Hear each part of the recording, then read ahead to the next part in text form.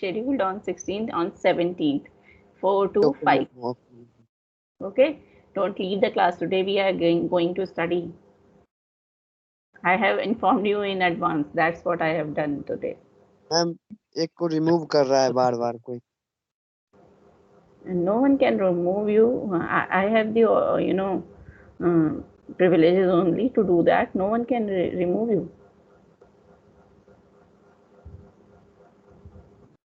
And it's sometimes due to network problems. Yeah, network problem होगी आपकी. No one can remove you. Only I have the, I'm the organizer. Only I have the this right to remove anyone. No one can remove you. Okay, let's start the class for today. So we have discussed, levels of communication, flow of communication, and now we are at the next topic, which is barriers to communication. Okay, this is the second part. Barriers will take at least 2 lectures here to finish, and we'll try to first identify which are these barriers, and then after doing that, we will go for the remedies. Okay, what are the remedies with the help of which we can get away with these barriers? So we are going to start this one. This particular process you have seen earlier as well when we were discussing, process of communication, the cycle of communication. So here you can see in the same manner as there we had two parties present already. One is sender and the last one is receiver. So again the same thing is happening. People who are in need of exchanging ideas or transforming ideas from one side to the other side, they are creating a communication environment. So here we have sender in the first block and receiver at the last block. Sender encodes the message. By encoding, we know what is happening. They have chosen a language which is accepted by both the parties, and they have encoded their message in the same language. Now the message is created, it is put into the channel, it is transferred, and this message is received by the receiver, where decoding starts. They understand it. Here when they understand it, they create a response. Then this response is put into the channel so that it can reach the sender, and this sending of response is called feedback. Okay, so the other person understood it and he has not given any answer, then this process will again break down because there is lack of feedback. So feedback is very, very important. You have a response, you put it into the channel, and through the channel it is received by the sender. Okay, so this is what is happening here, but this is not the case all the time. We try to communicate with other people. When we try to communicate, we do all the things, but even then, certain times there are things which cannot be controlled. There are, disturbances. There are negative forces. These negative forces, they are always present there. It can be on the part of the sender when he is encoding the message. There, this noise or barrier can, creep into the message. When there we are using a channel, because of the channel, there can be a barrier. And when the receiver is, decoding the message and preparing a feedback, even there can be noise or barrier. And these barriers, they hamper the flow of communication. This transformation which was taking place, that is hampered because of the presence of this noise. And this noise, this hampering of the communication process is called barrier. Okay, noise is a part of barriers. There are different barriers which are present in communication process, and they stop us from, sending the message properly. Let's look into the definition of barriers. Communication barriers are the negative forces that may affect the effectiveness of communication by acting upon any or all the basic elements that exist between the sender, receiver, and channel. So we have seen that, sender, receiver, and channel, they are the basic elements. Otherwise we have, message as well. So from on that part also feedback. So it can creep into the message from any of these elements. Through any of these elements, they can enter the communication process and they can ruin the process, which was smooth without their existence. Now it is ruined because of their presence. So these communication barriers are negative forces that may affect the effectiveness of communication by acting upon any or all the basic elements that exist between the sender, receiver, and channel. So, when we talk about communication, this generally happens. Your Yes, slide is not visible. my slide is not visible. No, No ma'am. one can see this slide. We can Is see, it visible? Ma'am, they are visible. It's visible. It's visible. Vijay, I think your network is giving you some problem today. Please try rejoining. Okay, ma'am. Okay. So what we were saying, what I was saying, when we start communicating, there is always a need for communication, and because of that need, that there arise a need, we start this communication process. But this doesn't happen that every time we are communicating, we can do it successfully. Several times there are misunderstanding. Several times there are failure in receiving the message, and there it happens very frequently that even after receiving the message, people are unable to decode it. You have to resend it. When you receive a mail or a picture in mail which is illegible, you cannot read it properly. What is that? In what category will you keep it? The person has sent a message, you have received the message, but even then you fail to comprehend it. Why? Because of the presence of noise there. This is called physical noise. No one has created this, but because of the misprint and the blurring of that message there, you are unable to decode it. So this is also a kind of barrier there.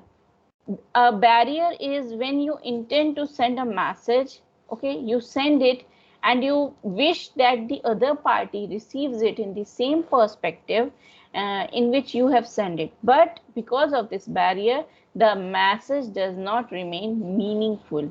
It has no meaning at all. The other person who has received it face a lot of problem in understanding it. In these cases, generally cycle is disrupted, the cycle of communication, and they ask you to resend the message or repeating the message, and somehow you face a kind of hurdle there in sending the message and getting the response. Okay, so this is why we call it barrier. Now there are certain categories in which we have put these barriers. There are generally six categories in which we keep the barriers, and we are going to discuss them one by one. First, I'll tell you the names and the definition, and after that, with the help of examples, we'll try to understand them in better way. Okay, so first one is semantic barriers. Anyone here knows the meaning of semantic? What is semantic?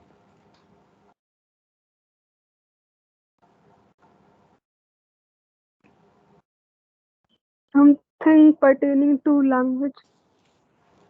Yes, very good. Alia is saying that semantic is pertaining to language. Actually, semantic is the science of meaning. We have two terms. One is, when we talk about language, one is semantic, other one is phonetic. Phonetic is related to sound, the science of sound, how people understand and decode it. And in the same manner, semantic is related to the meaning of the science. Okay, so the science of meaning, sorry, the science of meaning, what the other person is saying, how do you decode it, that is our semantic. Okay, so this is a big category in which most of the problems fall. When we will discuss it in detail, you will find out that when they are misunderstanding, most of the time these misunderstanding are because of the because of the biasness, because of the habit, because of the language which other person is using, and certain habits, because of these semantic barriers arise. And when we find out which these are, we can very easily remove them as well. Okay, so we'll look into that in the coming slides. Next one is physical barriers. We have been talking about this since starting. This type of barrier develops due to the problems with physical distance between members. Okay, when people who are not, face to face, or even when they are face to face, there are environmental problems, the process or the environment in which this particular communication process is taking place. Because of that also, certain times we face several barriers. So this physical distance between those people, they fall into the category of physical barriers. Next is our interpersonal barriers. Here we are, when we talked about levels of communication, we have discussed this, that when two or more than two people, when they communicate with each other, that becomes our interpersonal barrier. But when we talk about interpersonal communication, but when we talk about barriers, I have focused it on superior subordinate mainly, because we are talking about technical communication. So in general communication, we do not need to go into that much detail. Everything here is related somehow to the organization. So organizational barriers are different, and interpersonal barrier inside organization, they are a kind of category here. Okay, so we'll discuss how superior and subordinate, when they communicate daily with each other, how they face these barriers there, and how we can eliminate them. Okay, so these are based upon the relationships, values held, attitudes of the participants in the process of communication. Fourth one is individual barrier. We have discussed it. Psychosociological, when intrapersonal, because of the status of the mind of one of the party. It can be from both the sides, sender and receiver both, but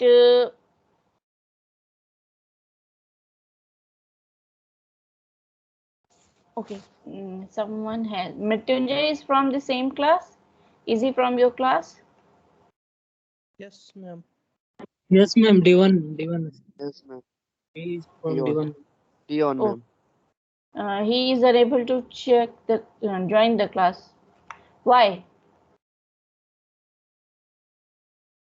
If he can message to me, he is in the team. Please, someone call him and tell him to join the meeting properly. Not necessary to be in the meeting for messaging, ma'am. Bharat, I could not understand that. What are you saying?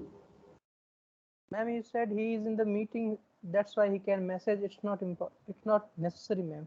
He can message. No, I'm not saying he is in the meeting. I'm saying he is in the team. If he Yeah, can he is. message here, he is in the team, so he will have to join. What can I do here? Network problem होगा ma'am उसके. Yeah, so I cannot help it now. I can include you into the team. That's all I can do. You will have to join on your own. Yes, ma'am. Yeah, you people are now at least one semester old. You understand these things. You should understand. Yes, ma'am. Okay. So now, and please, if anyone has any confusion regarding my network, I'm using broadband.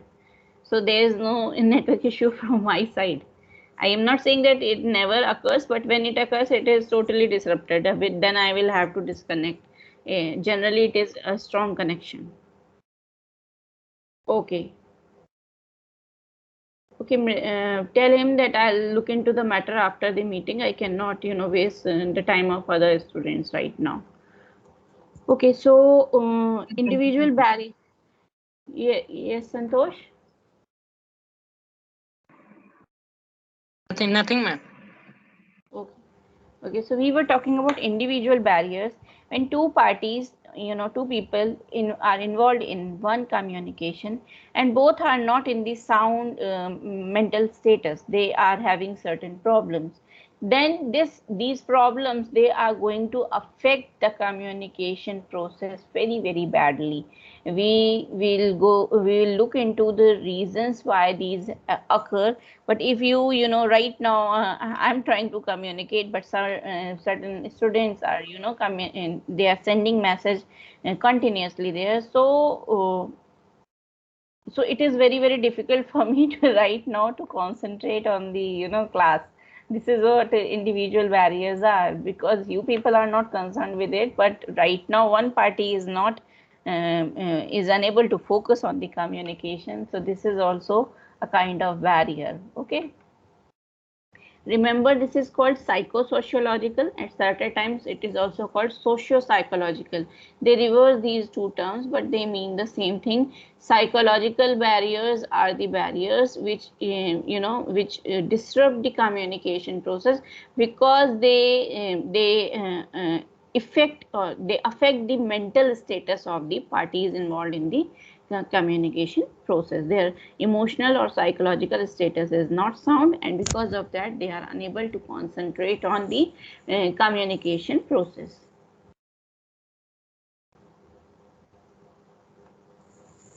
Next one is cross-cultural, or as I have written it here, geographical. People from different countries, different states, they communicate with each other, or they work together, and there they communicate with each other. And when there are clashes because of the upbringing of the people, whenever we belong to a certain place, we take the values, we learn the manners of behaving, talking and thinking, our language, our food, everything, our way of dressing up, most of the things are we pick it up from our environment, or the state or city, or place we belong to. When different people from different background, they come together under the same roof, in a form of colleagues, or they are working in an MNC, or anyhow they are working together, there are clashes. And when these clashes, because they are not always intentional, certain times people are helpless, they don't understand each other, so because of that also cross cultural barriers arise. So we'll look into the reasons why these barriers are present there, and how we can eliminate them. Sixth one is technological barrier. Technological barrier is because of the technology we use. It's just like someone's fax machine is not working properly, someone's photocopier is not working properly, someone's device is not working properly. Right now networks, they disrupt our communication process, although we have all the intention, we have all the facility, but just because we cannot connect properly with each other, our communication process gets hampered there. So these are technological barriers. They arise due to the technological advancements in the field of communication. This one will not be discussed in detail, because this is not present everywhere. Rather than we'll focus on organizational barriers. I tried to include it, but that slide, I don't know what happens in all the classes, I was unable to display that. Whenever I upload it, the old one gets uploaded, and I don't know why that is happening. But in the coming slides, I have included it, so don't worry. Now we'll go into the details of these barriers, which we have discussed, the definitions we have discussed. Now we are going to discuss the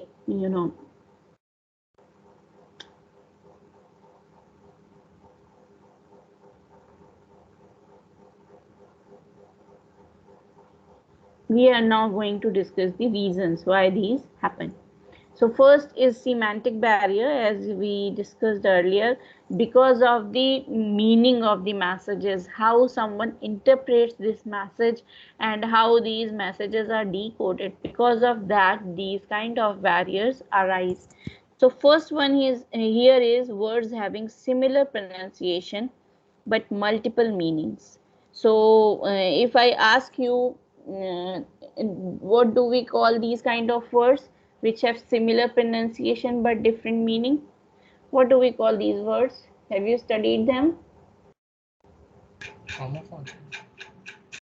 Yes, that is right. That is homophones. When the sound is similar but the meaning is different, it is homophone. But here what happens, generally in homophones, the spelling is also different. We have one more term for this, when the spelling is also same, the sound is same, the spelling is same, but the meaning is different. What do we call those words? Homonyms.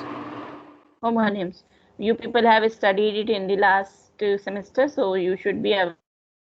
Homophones and homonyms, because of them there are several barriers or misunderstandings are created.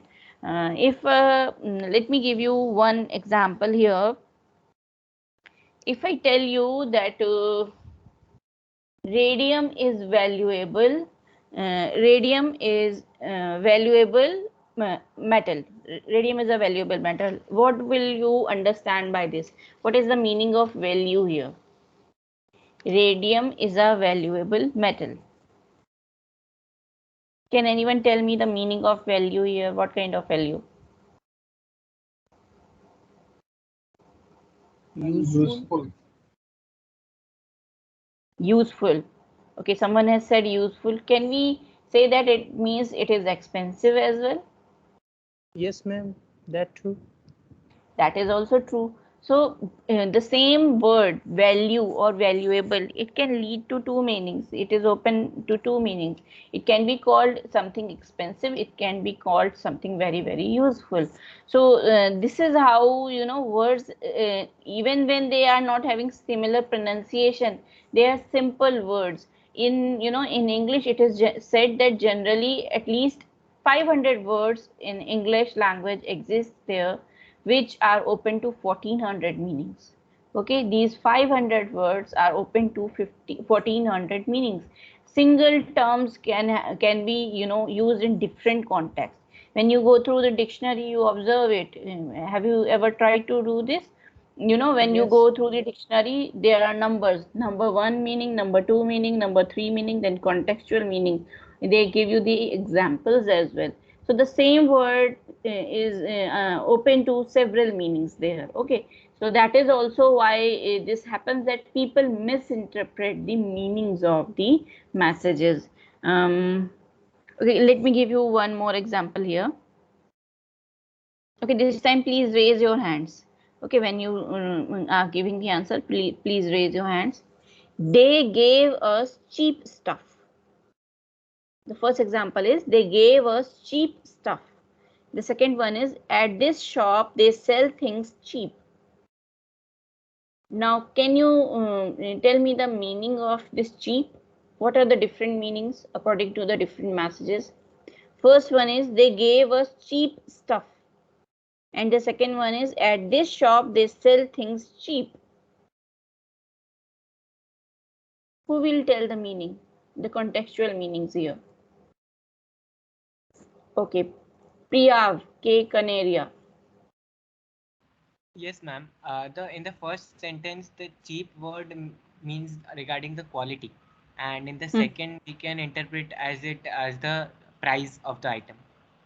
Very good, very good. It's a simple sentence. I have taken simple sentences here. The same word, the same spelling, but they are open to two meaning. For in the first sentence, when we say they gave us cheap stuff, it means that the quality was not good. It was of inferior quality there. Okay, so cheap stuff. And when we say at this shop they sell things cheap, it means reasonable. Things are available at reasonable prices. They are not expensive. So the same word cheap is open to two meanings. We are using it for the similar reasons, but meanings can be very, very different.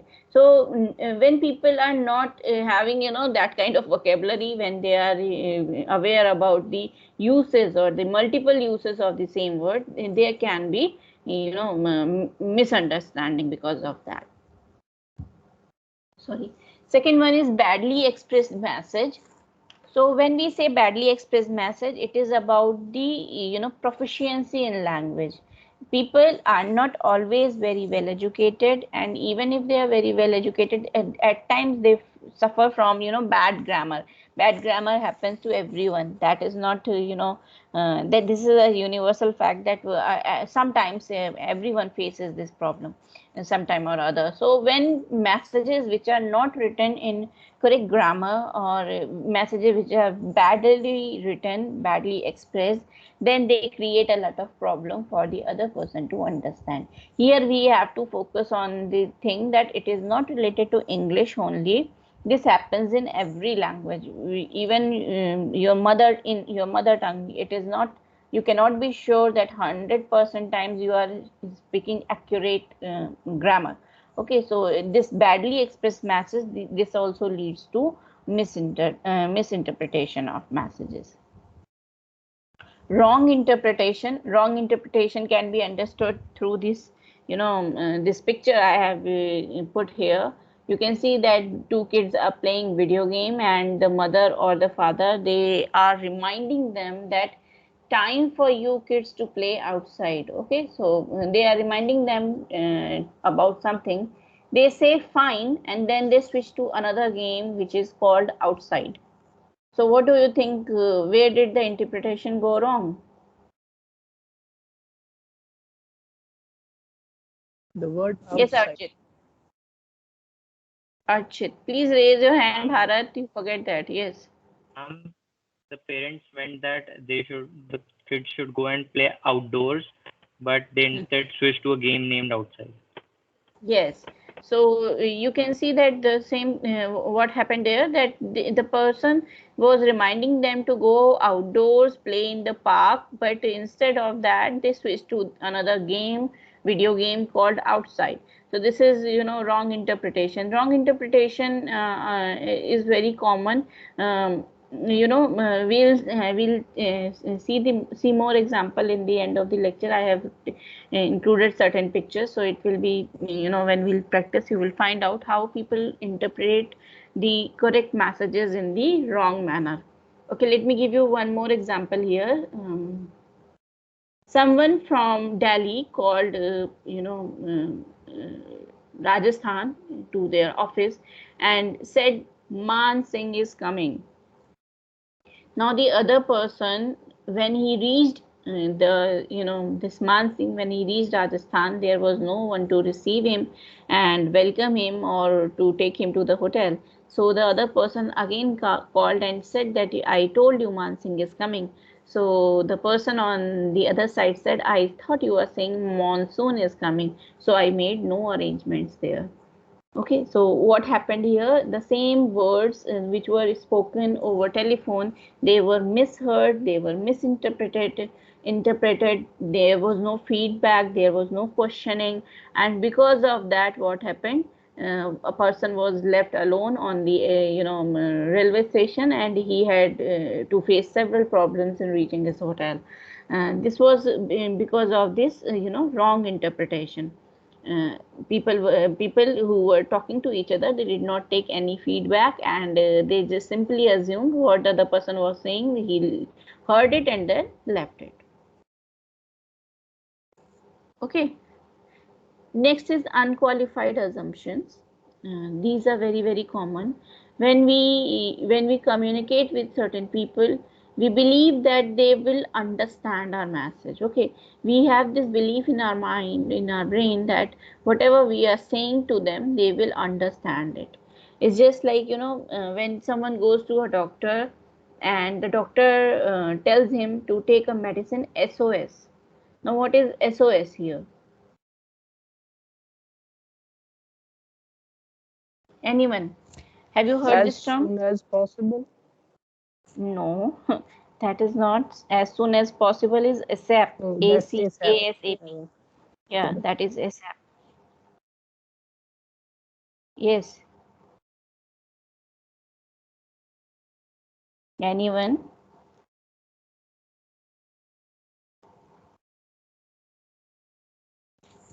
Okay. So Is it a kind of medicine? no. Naman, SOS stands for, yes, Naman, would you like to tell? Yeah, please speak loudly. You are inaudible. I think you are right, but I am unable to listen to it clearly. Save our souls. That is right. SOS is save our souls. When something is taken in emergency, okay, so SOS generally means an emergency. So when a medicine is prescribed to be taken SOS, it means in the case of emergency only, not otherwise. Okay, so how did this particular term originated? Any idea?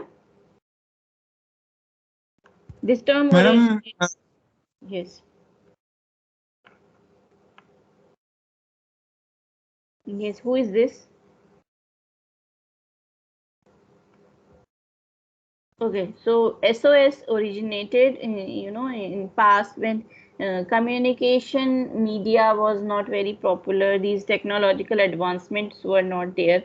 People, when they went on voyages, especially, when they traveled through sea, so they used to send small messages. So SOS, whenever someone was in grave danger, whenever it was fatal out there, so they were about to die, they used to send those 3 or 4 letters by typing, if it was SOS, save our souls. It meant send some help for us so that we can be saved. Okay, so from there it is started, and SOS is still in fashion. People, I think there are songs also, there are certain songs with this term SOS, if you happen to find that out on internet. Okay, let's move. Let's talk about what we were saying. When there are unqualified assumptions, when people involved in communication process, they do not check the background, they do not understand the level of comprehension of the other people. Rather, they believe that what I am saying is understandable by the other person. They can comprehend it properly. Then this is called unqualified assumptions. Generally, when people approach doctors, they assume it, or they expect it from the doctors to explain everything in layman's language. Layman's language means in common language where everyone can understand it. If they use those medical terms with these people, it will be very, very difficult for them to understand the problem properly. So because of these unqualified assumptions, several times people are unable to understand the messages properly. Finally, we have technical language. We have discussed it earlier as well. Jargons.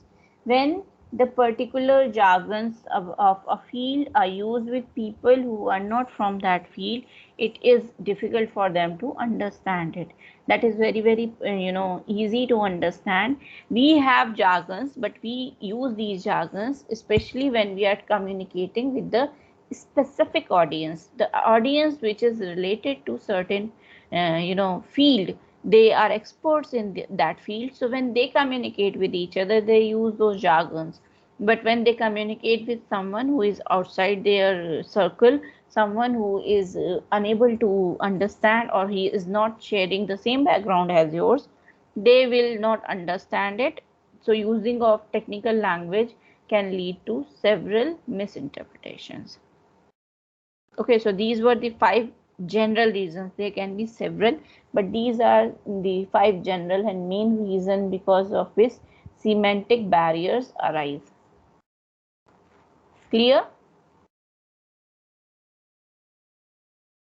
Yes, ma'am. Okay, thank you. Thank you, Himanshi. Next is organizational barrier. First, we'll discuss organizational barrier, and then we'll go to interpersonal.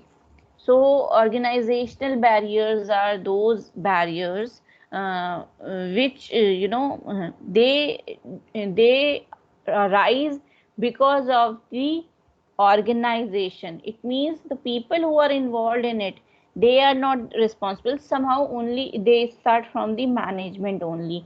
Because of the complexity of the management only, these kind of barriers arise. Okay, are you able to understand this one? Okay, Okay, let me explain once again. What happens, there are barriers. They arise because there are inefficient information system. Sometimes there are lack of supervision, or sometimes because there are no training. At times what happens, people they assume different roles and responsibilities, but there is no clarity. And because of these deficiency in the design of organization, these kind of barriers arise. They are not arising because of the people or the employees. They are arising because of the way the design of the organization is. Okay. Okay, let me explain it once again. I guess you people are unable to understand. When there is an organization, it is a kind of system in itself, and because of this system not being clear, not being strict, they lead to several barriers there. Okay, let's look into the reasons, and then it will be clear to you, more clear.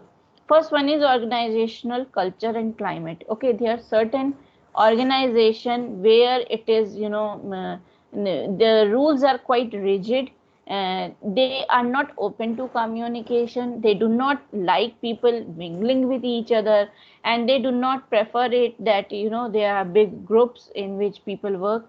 They separate them in small units. They try to, these days there is a term called micromanagement. They hire people, and then throughout the day one person is managing the other person. So it becomes very difficult for that person who has been employed there to work freely. Okay, there you need a kind of independence if you want to want to work creatively somewhere. Okay, but there are culture, there are norms, because of which people, they are unable to work properly. So that is one reason why this organizational barrier arises. Second one is organizational rules and regulations. As I told you that people, when we talk about flat organizations, what happens, people are free to communicate with anyone of any level. People who are in subordinate position, they have no hesitation to approach people in superior positions. Okay, so this also happens because of the organizational rules and regulations, because they do not encourage people in approaching each other or communicating with each other, and people suffer there. They are unable to work properly. Then we have status relationships. All the people who are working inside an organization, said few of them, they work on the same level. They, when horizontal communication is there, they are on the same position. Otherwise they are superior and subordinate. So when we talk about a status relationship, everywhere there are problems because of this status involved in it. Certain times what happens, this a subordinate is very hesitant in approaching the senior again and again, thinking that the person will be, they will be offended, they will be furious. So there can be a kind of penalty. They cannot be, they can be removed from their good books. So because of this, they do not approach their seniors. And at the same time, seniors, they might be in need of taking uh, suggestions there. They need advices from the people who are in subordinate position, but they are hesitant, thinking that the other person will judge them. They will think that they are inadequate, or they are incompetent for their jobs. So this kind of feeling from the side of seniors, they stop them in communicating or taking advices from their subordinates. So what happens, this is called status relationship. People who are on the same position, who enjoy same kind of privileges and authority, they also struggle a lot because of their egoism, because of different problems which exist there. They do not communicate with each other very frequently. All of these are called barriers which arise due to status relationships. Fourth one is complexity in organizational structure. We have discussed it earlier as well. When there are too many hierarchical levels which are involved in a design organizational structure, when there are too many layers are there, People have to, every time whenever they will have to communicate with someone who is in superior position, they have to go through the proper channel. It takes a lot of time. It discourages the other person in communicating. At the same time, there are chances of filtering, because lots of people are involved. They can distort the message. So this complexity in organizational structure, this also leads to several problems, and especially barriers. It leads to barriers. Fifth one is inadequate facilities and opportunities. There are times when people want to communicate, but they do not have any opportunity, because it's just like every week we meet twice. Okay, most of the classes, even here, two teachers are coming to meet you. So twice a week you meet us. In the same manner, if you are in physical classes, there are times when you interact with the administration. Okay, there are meetings. So in the same manner, when inside organization, people have several meetings. They have weekly meetings, they have fortnight meetings, annual meeting, monthly meetings. There are chances, they have created a proper opportunity there. They have the facility where they get a chance to communicate with people who are in superior position. So this will be called educate facility and opportunity. But then there are organizations where they do not encourage it, rather they discourage it, and they do not let the people from different hierarchy mingle with each other. So because of these inadequate facilities, people will not be able to communicate with each other, and this will also disrupt our flow of communication. What will happen, if it happens for a long time, you have a problem with you.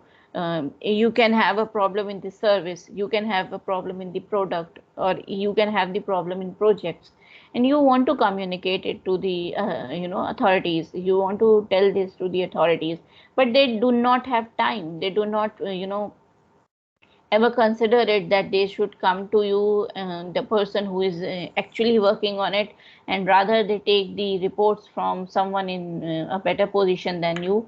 Then what will happen? After some time you will be frustrated. Either your work will suffer it, or you will mentally suffer it, and there will be problems. Okay. Finally, lack of cooperation between superior and subordinate. This happens because when there is clash in the authorities. Okay, superior people, the people who are in superior position, they already have authority with them, which they always try to keep intact. They do not want to share it with anyone, and they are never ready to step down from their subordinates. There are certain people who try to take authority. Okay, who try to take authority, or even if they are not trying to take authority, when they try to communicate, because of certain insecurities, the superiors do not understand it, and then what happens? There starts a tussle between superior and subordinate, and because of this, what happens? Cooperation is missing from there. There is lack of cooperation. People generally don't talk to each other. They do not transfer the important points or important things to each other. So what will happen? Ultimately, it will ruin the development. Even if you are working on a project, even if you are you are having a meeting for something, if you do not communicate with each other, if you do not find a way to work smoothly there, things will suffer in future. Okay, so outcomes are never good there. This is called lack of cooperation between superior and subordinate. So these are organizational barriers. Are they clear? Yes, ma'am. Yes, ma'am.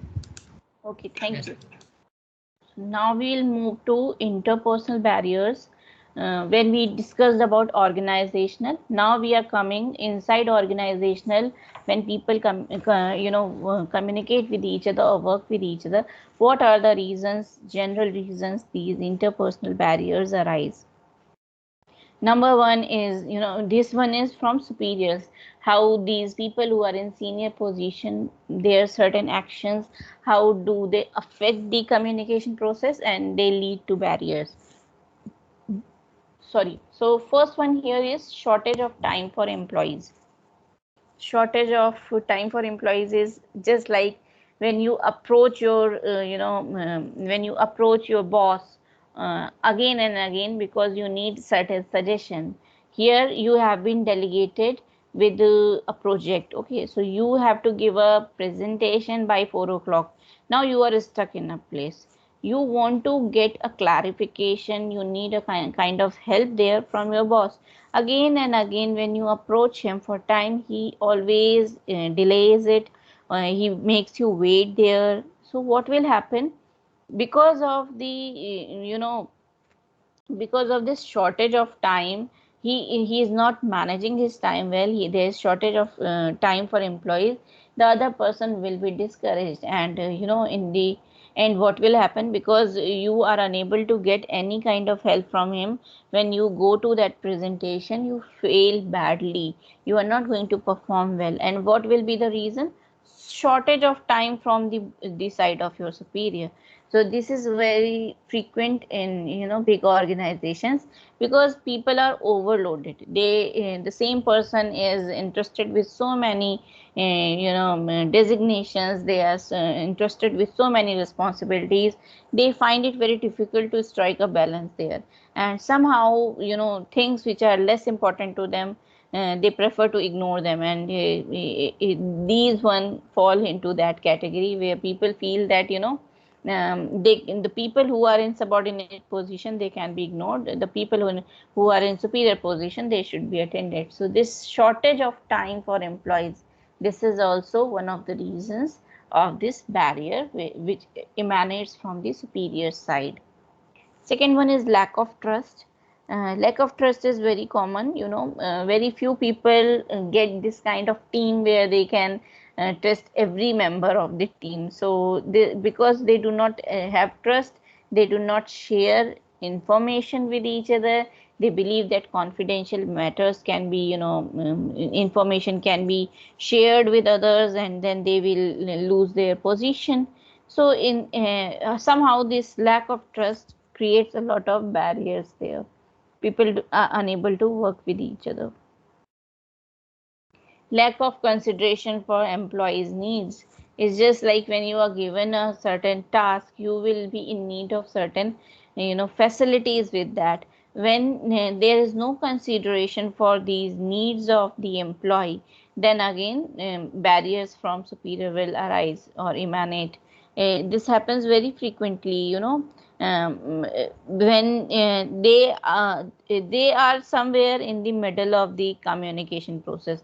People who are above them, they delegate something to them, they send something to them, they delegate it to the people who are in subordinate position, and somehow the consideration for their need is overlooked. They do not they do not pay enough attention to the needs of the people who are going to execute that. And when there is no consideration for this, there is frustration. Finally, we have wished to capture authority. We have seen it very often. What happens? People who are in superior position, they believe uh, if they communicate very frequently with the subordinates, there will be a friendly atmosphere. People will not be scared of them, or people will approach them very frequently, and in this process somehow they will lose the authority. Okay, so to keep this authority intact, they prefer to communicate less. And when there is a kind of absence of theirs in the picture, people will look for them everywhere, and in that way they will they will prove their importance. But if they are available all the time, when they communicate with the other person very frequently, they can lose their authority there. So there are people, when they want to capture this authority, they prefer to communicate less. Okay, these are the four from the superiors, and these are which arise from the subordinate side. Let's finish this one as well, so that in the next one we can discuss the remaining two. This is the third one, I guess. Yes, third one. So first one is lack of proper channel. We have discussed it.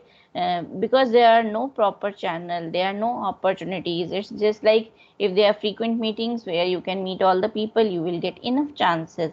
But if there is no arrangement of these kind of meetings, you will have to take appointments. Then again, it's up to the superior, they give you time or not.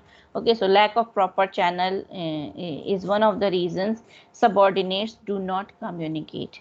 Second one is no interest to communicate. They think whatever they knowledge they have, with that they can execute a task, and even if they get a chance there, they prefer to keep quiet. They do not communicate with the superiors. The last point here, fear of penalty, that is also involved here. Why they do not want to communicate? They think that if they communicate and something goes against them, sharing information can, if they overshare, then that information can go against them, and this is one of the reason that they will get penalized. There will be penalty, people will be offended. So that is again one of the reasons there is no interest to communicate with the seniors. Even if given chance, people prefer to keep quiet. Lack of cooperation, just because again and again asking for time, like superior have lack of time, they ask for time, and then when they do not get what they were asking for, what will happen? Lack of cooperation. There is no rapport. If you do not communicate with each other properly, you cannot establish any kind of rapport there, and if there is no rapport, there will be lack of cooperation. Lack of trust, the same thing is happening here. Even if they want to make a complaint, but they do not trust their boss or the immediate boss, that how they are going to present it to the other person, they are not going to make any complaint there. So this can be called lack of trust. Poor relationship between superior and subordinate, this can be because of frequent clashes, ego clashes can be there, creative clashes can be there. People do not see eye to eye, they are unable to agree with each other. So what will happen? There will be poor relationship, and this will affect the communication flow definitely. Fear of penalty we have just discussed. So lack of cooperation and poor relationship, they are like overlapping each other. When people do not find it, they believe, or they face that very frequently, they do not agree with each other, there are resentment for each other, or whenever there are decisions, there are disagreements. So all these things, what happens? They lead to lack of cooperation or poor relationship. Are these clear? Yes, ma'am. Yes, ma'am. Yes, ma'am. Okay, so I think we should stop here. It's 5 o'clock, and we have still have individual, cross-cultural, and physical. 3 are still there. We'll discuss them in the next lecture. Okay? Yeah, ma'am. Okay. Thank you for listening. Thank you, ma'am. Thank you, ma'am. Thank you, ma'am. Thank you, ma'am. Thank you, ma'am.